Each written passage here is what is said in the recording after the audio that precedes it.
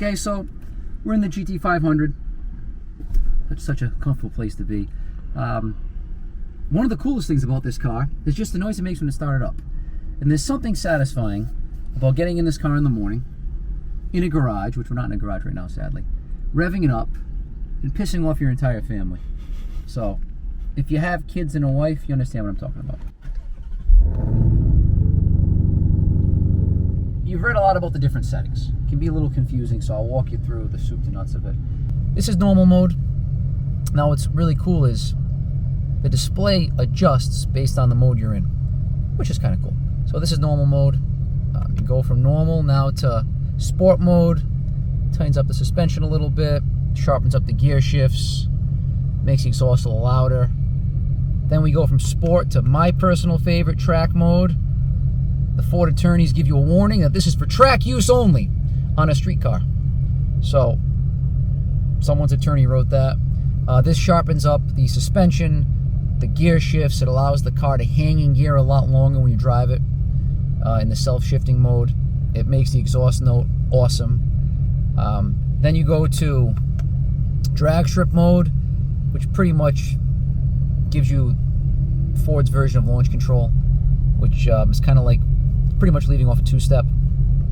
And then you have slippery mode, which I gotta be honest with you, slippery mode's kind of like a hidden gem in this car, because you put the car in slippery mode and you put the exhaust in quiet and you put the steering in comfortable, and you do two things.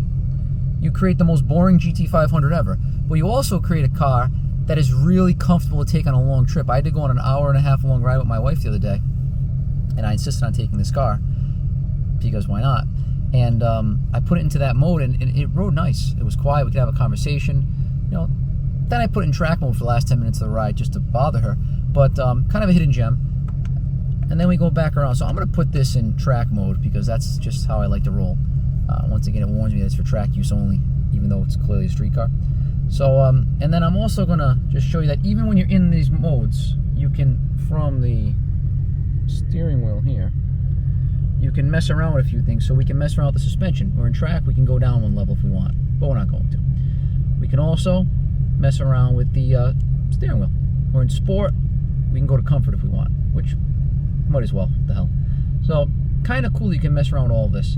You can also, no matter what mode you're in, pick what exhaust you want. So you could actually go into track mode and make the car quiet, which I don't know why you do that. I don't know why you do that, but you could. Quiet, normal. When you want to win with class. When you want to win in a reserved fashion, yes, you put it that way. And then back to, and it tells me that we're, on the street. So that's kind of the warm-up. It also has, all the amenities on the steering wheel.